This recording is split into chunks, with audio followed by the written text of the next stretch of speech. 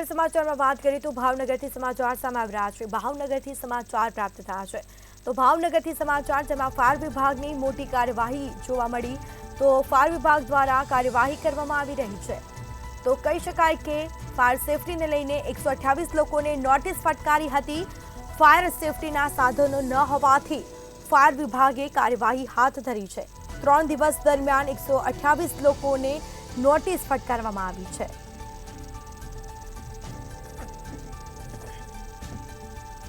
તો ફાયર સેફટીના સાધનો ન હોવાથી ફાયર વિભાગ દ્વારા કાર્યવાહી કરવામાં આવી રહી છે।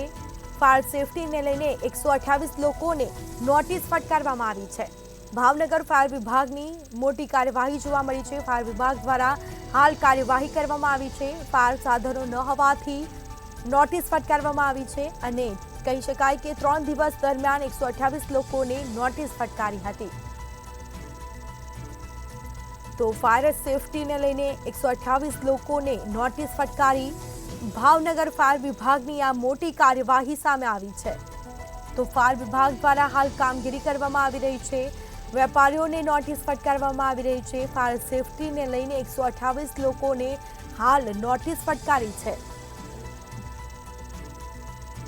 તો ફાયર સેફટીના સાધનો ન હોવાથી કાર્યવાહી કરવામાં આવી છે।